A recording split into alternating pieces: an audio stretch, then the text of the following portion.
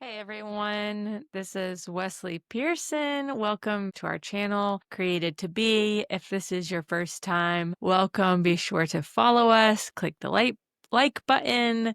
And if this is you returning, welcome back. Today, I'm going to talk about the cost of obedience.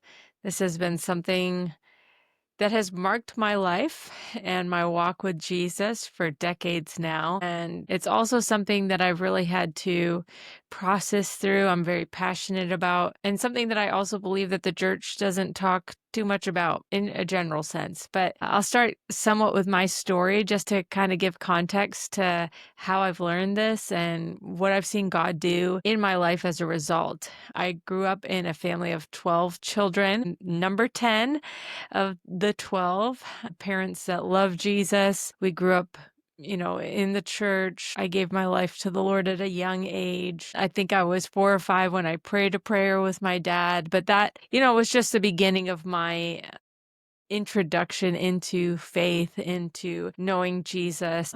I have a very distinct memory when I was 10 years old. I was at a YWAM, which is Youth with a Mission. It's a discipleship, massive mission space all over the globe. My sister, one of my older sisters, was graduating from the discipleship training school, and we had gone to her graduation.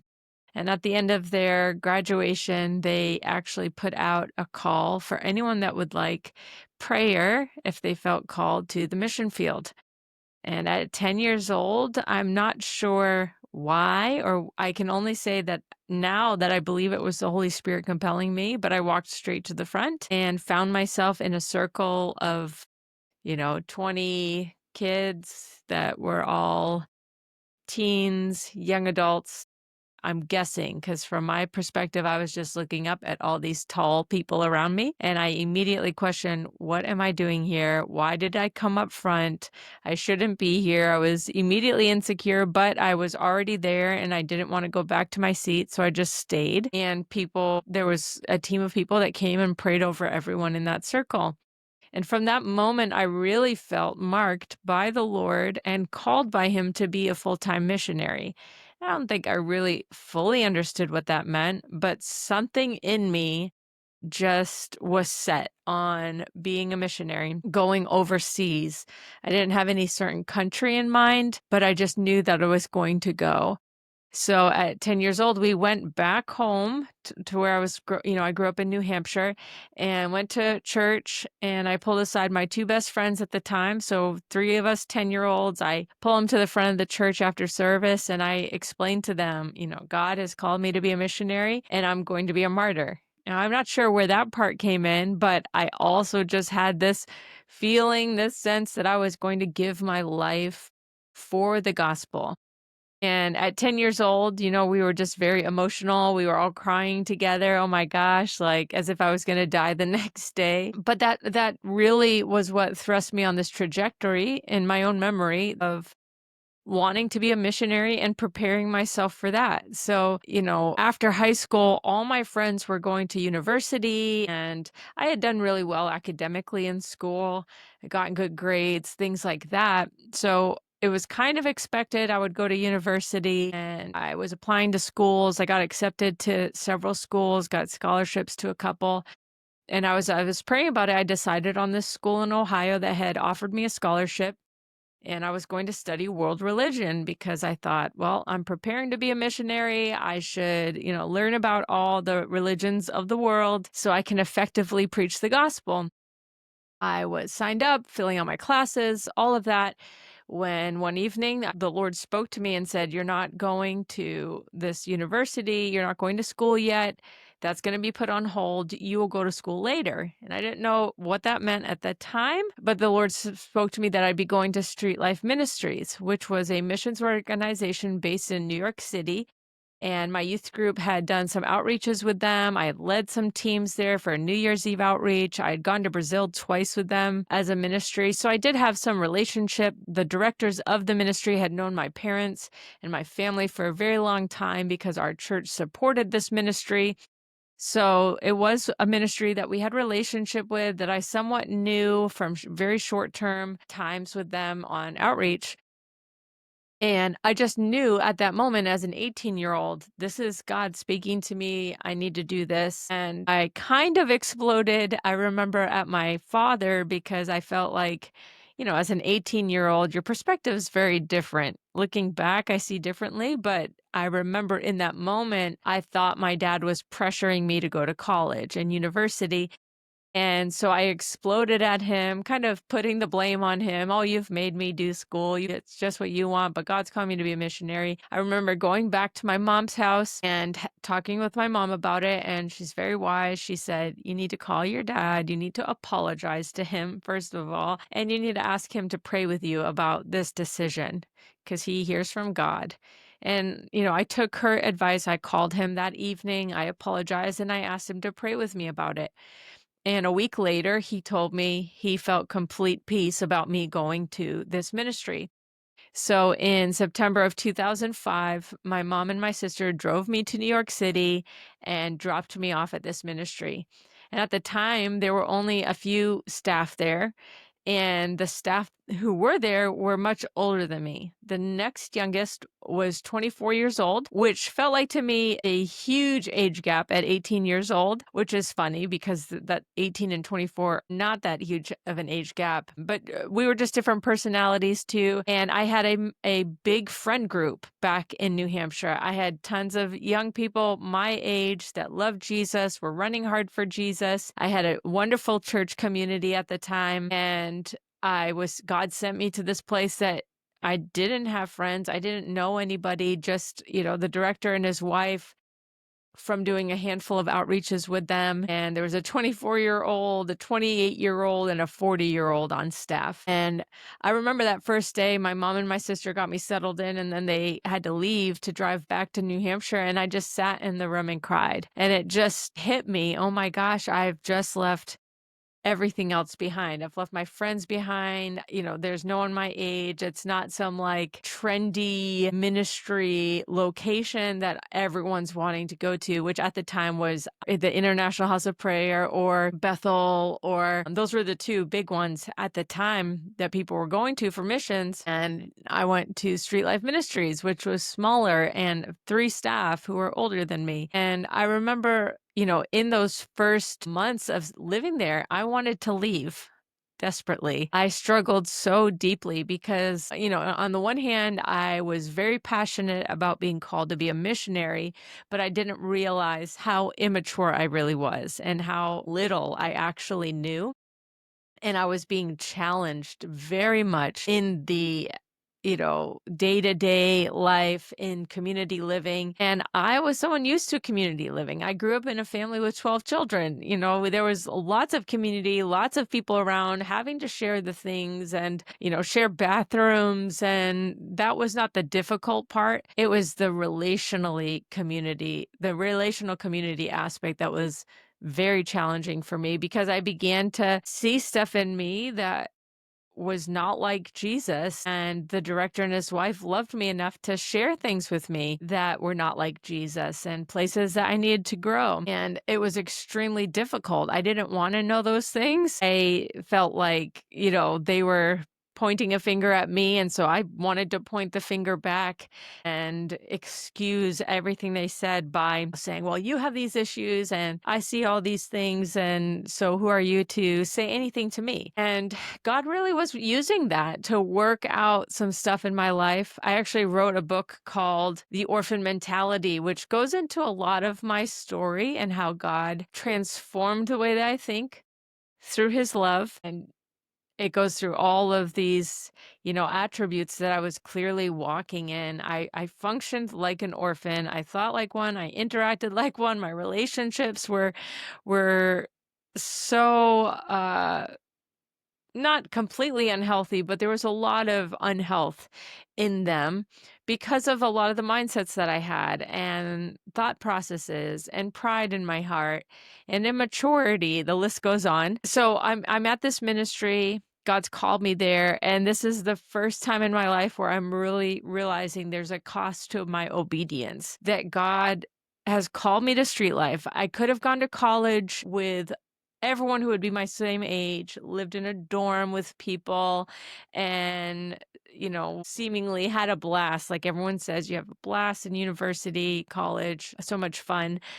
And I'm realizing, man, I'm here and I'm not having a blast. I'm being challenged. I'm being broken. Things are being exposed in my heart. And why am I doing this again? And every time I would come back to, he called me here. He wants me here for a reason. Jesus wants me here. And because I loved him enough and said, he was even at that point in my life at 18, this was the beginning of this really realizing that the way that I love him is through action, not just words, not through singing, because I love to worship. I love to sing to the Lord. It wasn't just through these like feel good moments experientially, it was through my life being laid down in surrender to him and recognizing that his way is better than my way and that I will say yes to anything he wants at any point in time. I will say yes to him. And so this was like the very beginning part of that. And I had joined the ministry for 2 years. That was my commitment because the school in Ohio was going to put my scholarship on hold for 2 years. So I thought I'll come and do ministry. I'll be part of this organization for 2 years and serve. And then I'll go off and do university. God said it's going to be later. So this is what he must have meant. As I was coming toward the end of that 2-year period, I began to pray about it. Okay, God, is this what you want me to do? Because I wasn't just going to make my own decision. I really wanted to know that God was directing my path, that I was following him in the things that he wanted me to do in my life, because my life is not my own anymore. It's his. And he loves me and has the best plan for me. So I went to pray about it. And I remember so distinctly the Lord saying, no, it's not time to leave. In fact, you're going to stay here until David, who's the director, until David says that it's time for you to leave. And you're going to have to trust me in that process. And I about had a panic attack. I'm 20 years old at this time. That 2-year period felt like an eternity already. For an 18-year-old, usually in our culture, long term is like 6 months, right? You go, yeah, I'm going long term, 6 months. And we know now as you get older, you're like 6 months is no time at all. It passes in an instant. But when you're 18 years old, it seems like a very long time. So 2 years of my life felt like an eternity, like I was giving up this massive chunk of my life for this. And now the Lord's saying, you're going to stay on indefinitely until someone else says it's time for you to go.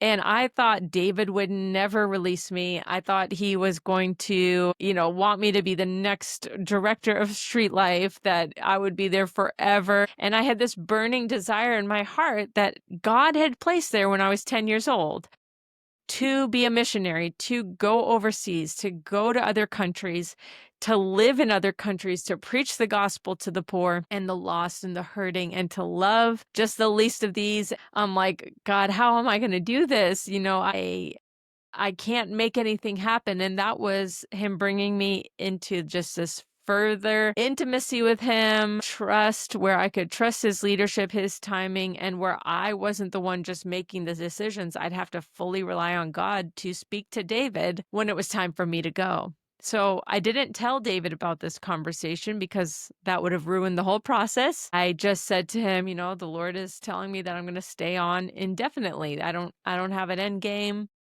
I don't have a time frame anymore. The Lord's just saying to stay.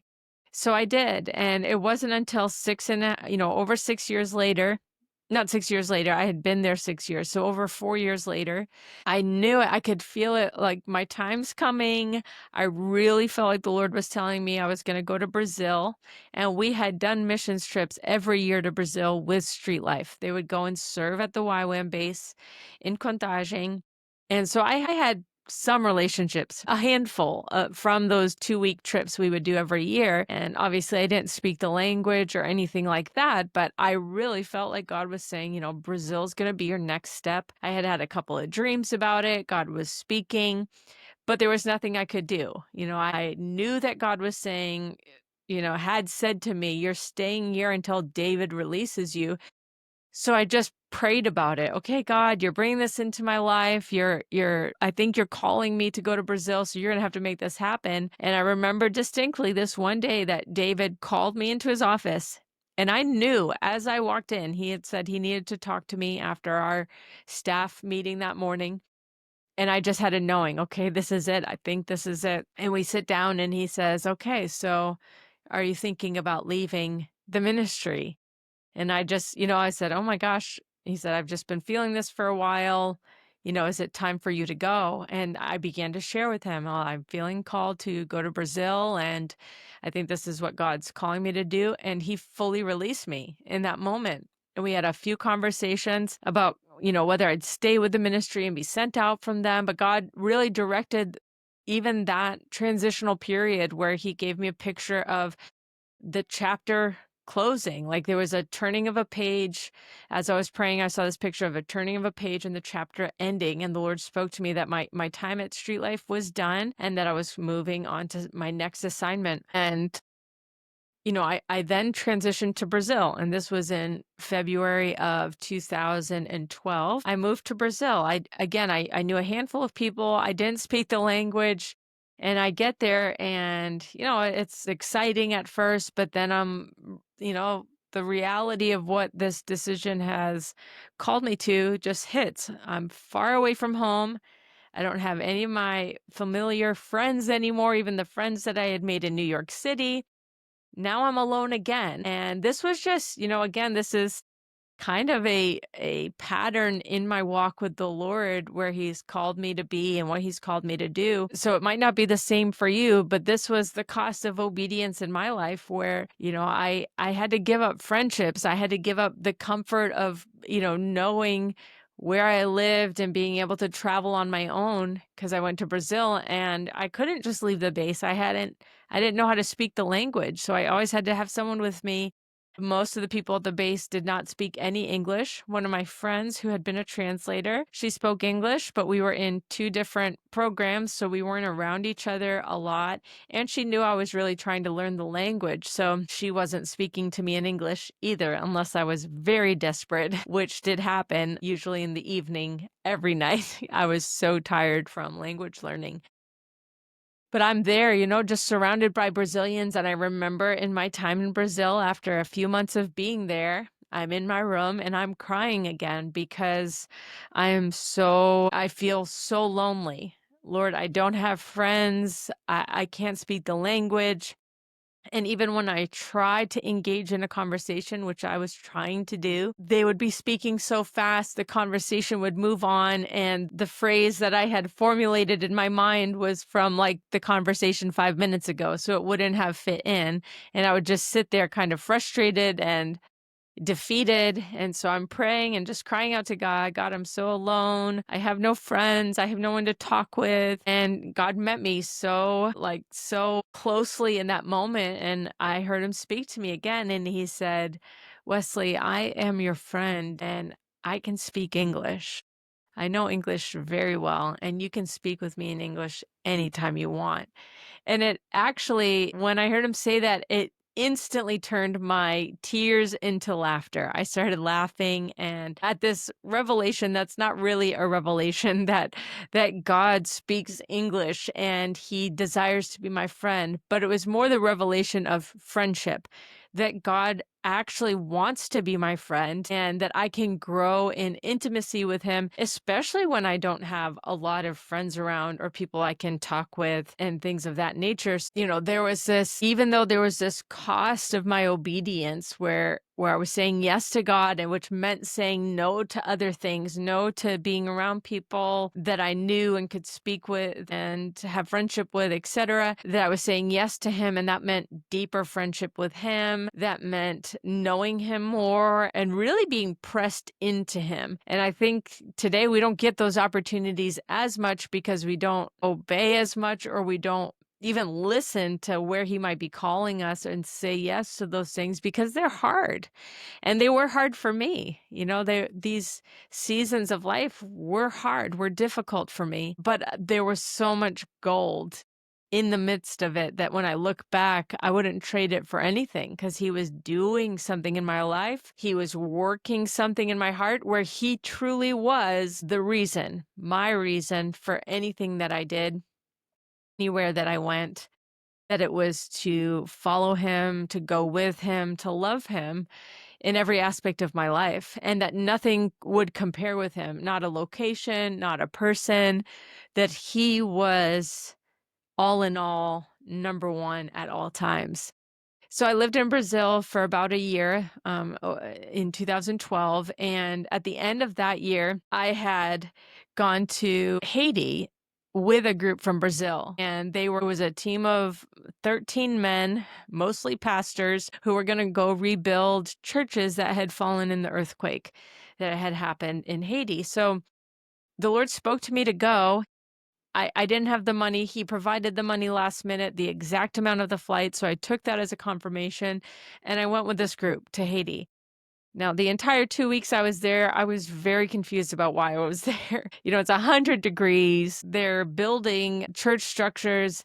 I have no construction experience. They needed people to help cook the food, but it's, Brazilian food cooked in the Haitian way, which is like over open fire. I had no idea how to do anything.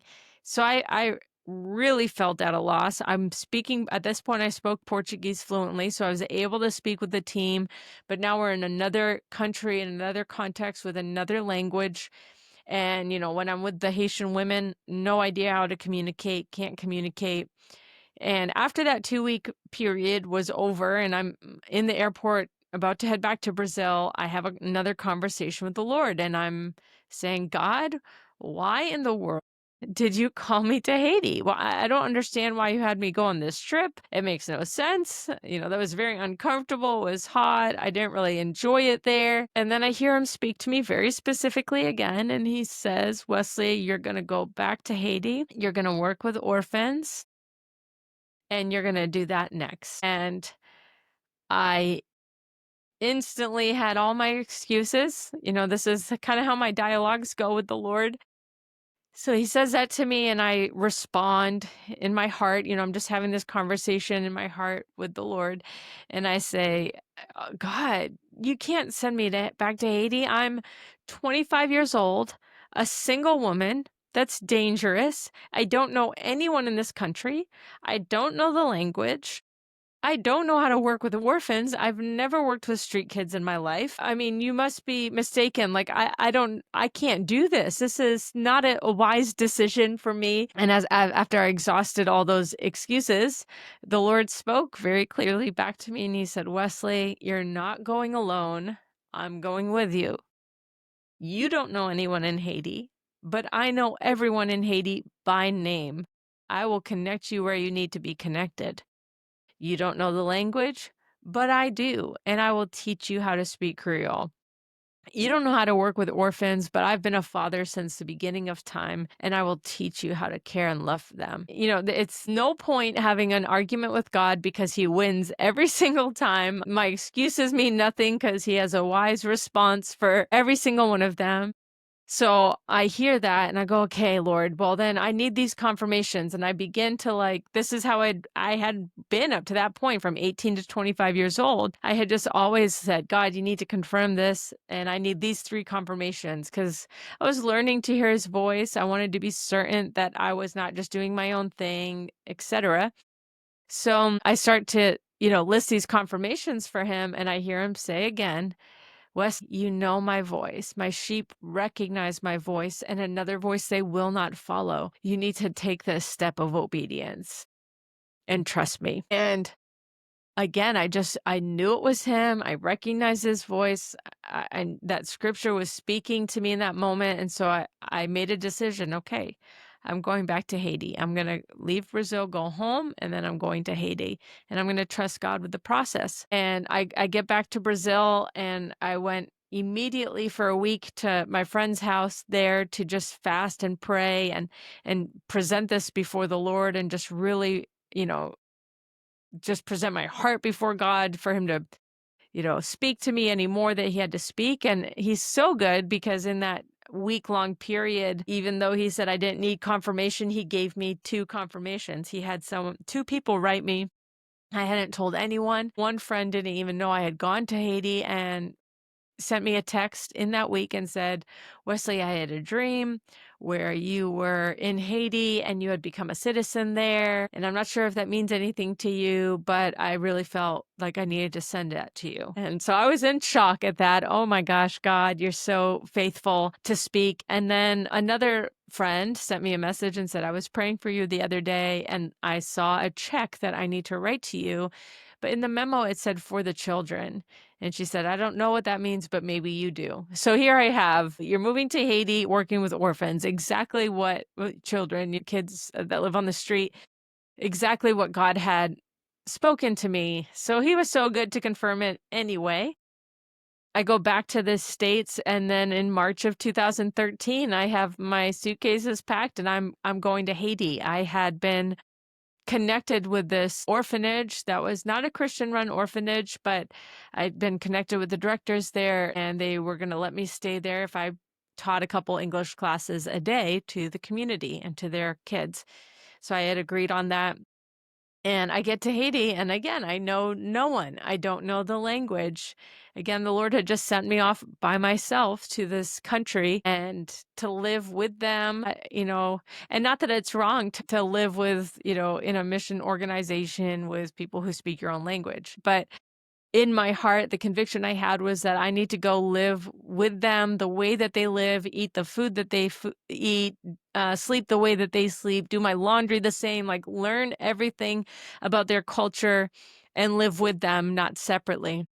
And that's what I did. And it was extremely difficult again. I mean, you'd think I had learned up until this point, from 2005 to 2013 these lessons of just reliance on God, but he was just taking it a little deeper each and every time and exposing things in my life where I thought I was really giving him my all, but there was things inside that I didn't realize were there. And in Haiti, in the beginning, the first several months, again, I'm at this orphanage, very challenging. They ate just a couple times a day. So once in the morning around 7 or 8, and then once in the afternoon. And I remember one of the days I'm in the room that they had for me there, and I'm crying out to God on the floor. I'm praying. And this is my lifeline. If you haven't seen it so far, just talking with God, intercession, prayer, just laying myself out before him. That's how I've done anything in my life this far. And so I'm doing the same, just what I know to do. I spent a couple hours every day just on my face before him while I live there. And one of these times I'm just saying, "God, I can't do this anymore. This is really hard. No one speaks my language. I'm so tired. I'm hot. I just want to eat a normal meal. I would love some chocolate," just literally every hardship that I was feeling and experiencing in that time. And I felt the presence of the Lord meet me in that moment. And he said, "Wesley, I want to be your comfort and I want to be your peace. You've said to me before that I am your peace and I'm your rest and I'm your comfort, but I wasn't really. Now you're in Haiti where your comforts are all taken away, and look at your peace is not peaceful. You're not at rest. And it's because you really had put your peace and rest was based off of the comforts that you had, the place that you slept, the food that you could have access to." And I felt so convicted in that moment of the truth of what he was saying to me, that my peace was truly wrapped up in the comforts of this age, the material things, food and sleeping locations and housing and friends. And I felt so convicted by that. I began to repent and I asked him to come be my peace. And it was like I got washed with the peace and rest of God. And my attitude shifted for being there in Haiti. And interestingly enough, shortly after this, I began to be connected with these Brazilian missionaries there. And I grew friendships, and God began to direct my paths in Haiti. And so he always met me. He always came so close, spoke so clearly in these moments of crushing. And there was this cost to obedience, but the value of knowing him more far exceeded that cost every single time. And that's why I kept obeying, kept pursuing, kept moving forward. So I lived in Haiti and going back and forth between Haiti and Brazil over a couple year period. I was an interim director of an orphanage in Haiti for a while, and I ended up contracting a sickness. During that time, the Lord also spoke to me during a 40-day fast. I was in Port-au-Prince just seeking him for direction, and he told me it was time to go back to street life and that I would be there from January through September of 2015. And he was saying I needed rest and emotional healing. And I was so upset about this again. I hope that when I really mature, I won't be getting so upset about his directives in my life that I can have joy about it. But I didn't want to go back. I finally felt at home in Haiti, and I was seeing signs and wonders happen that I hadn't seen anywhere, not in New York, a couple in Brazil, but there was like substantial stuff happening in Haiti, so much so that other villages were coming around to say, we've heard of these healings, ears being opened and people who couldn't walk standing up and walking, just incredible things. And others were hearing about it and traveling to the village I lived in to say, what's going on? We need to learn from you. An entire other orphanage came one day to just learn from us and see what we were doing, so see what we were teaching because of all that was happening. It was incredible. I thought I was going to live forever there and see revival pour out on the country. But now God's telling me it's time to go back to street life, and I'm upset because oh God, I've waited so long to be overseas. I've waited so long to be living in another country and being a missionary, in the way that I've always thought about it. How could you be telling me to do this? But again, I knew it was his voice. I said yes to him because what else was I going to do? Stay in Haiti in disobedience? That was not an option for me. I love Jesus too much. He's my highest priority. And again, this was him continually forming that in me, where he would be my highest priority, the one who I valued above anything else. Again, above location, above friendships, above anything else, even above signs and wonders and the things that he was doing, that I valued him alone above those things. So I moved back to street life, and I, had a sickness, and you can read about that sickness. Also, I'm just finishing another book. A lot of my story will be in that book. It's called To Weep with Those Who Weep. It will be published August 15th this year in 2025. And you can get that on Amazon. My other book, The Orphan Mentality, you'll read a lot more of my story in there of sickness and miraculous healing. But I lived at Street Life for this period of time, and then God miraculously healed me. There's a video we did that you can listen to the details of that. And then after that time, at the very end of being that, where I was bedridden, the Lord speaks to me that it's time for me to go back to school, that I'd be moving to New Hampshire, that I was going to be serving in a house of prayer, and that it was time to go back to school. He had spoken that through dreams and in prayer.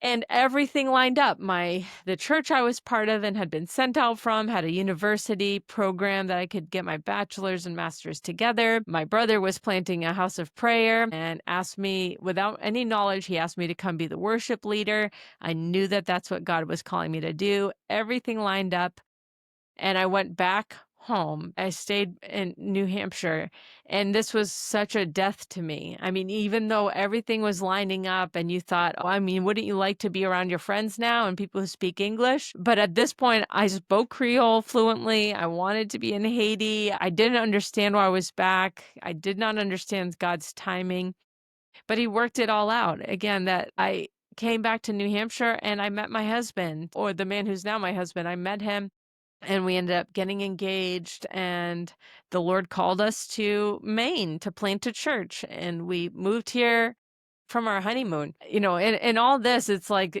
you've seen just a snapshot of my life. And I've learned that obedience is costly. I don't know a time in my life that obeying him didn't cost me something. And that is what Jesus exemplified for us. He obeyed to the point of death on a cross because of something that he saw far off, that he saw for the joy set before him. He endured the cross and he chose it because he loved the Father and he wanted to do only what he saw the Father doing. And that's the example that we have in Jesus and the way that I want my life to be, and I hope that's how you want your life to be, is just this poured out offering to him, an offering of love that's incense just going up before his throne. That's a pleasing fragrance to him because we love him and we're doing it out of that love because he showed us the way. And Paul says it so well. He says, this momentary light affliction is working for me and producing an eternal weight of glory. That verse is so marking. It's so weighty because it puts into perspective the light afflictions where God might be calling us to give up relationships, give up even our family. There was so much sacrifice. I missed weddings and funerals and didn't have, the development of my friendships from high school or afterwards, that just went years without development and lost some friendships because of it.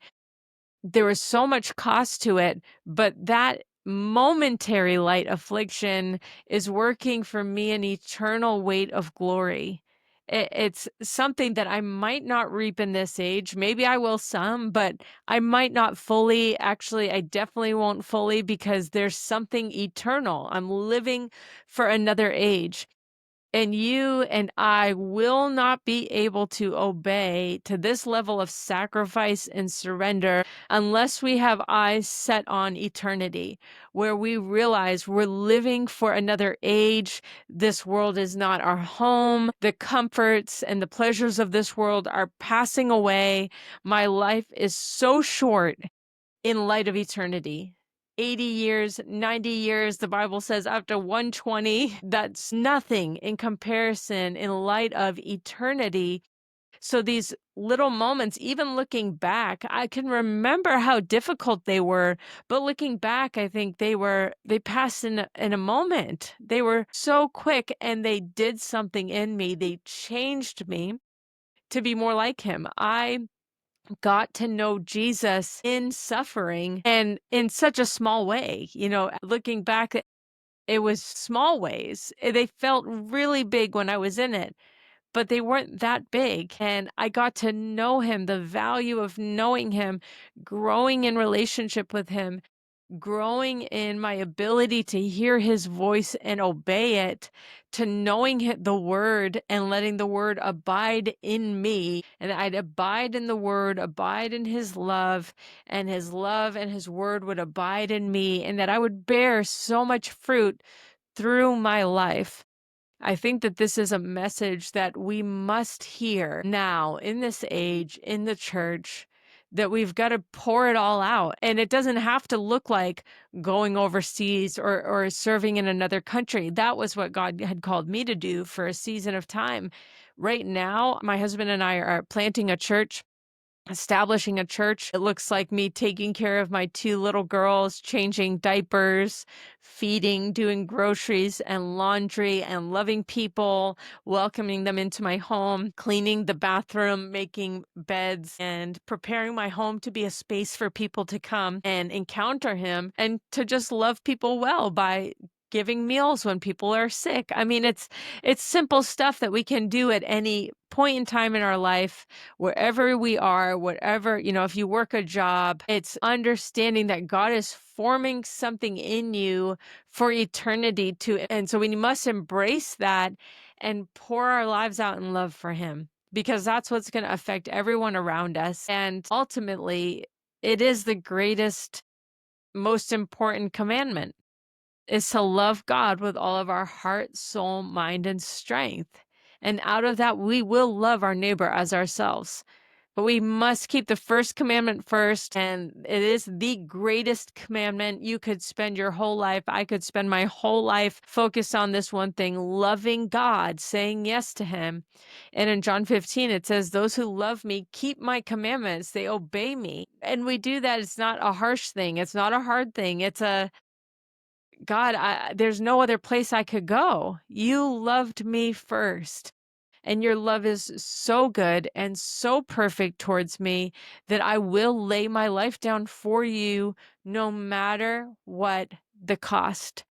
And so I want to encourage you today, wherever you are, whatever you're doing, seek to know him in that place. Is your obedience costing you? And if it's not, check again. What does he desire for you to do?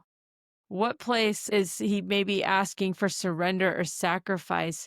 Because it's going to be there. When we follow him, it's the only way. It's the narrow way. It's the Jesus way. It's what he exampled for us. And there is joy in it. There is joy in it. I mean, I shared multiple times where I was weeping and in sorrow and felt like I was being crushed. And I'm even in moments now where that's happening, where I feel like I'm being crushed. But it's when we are crushed that oil comes.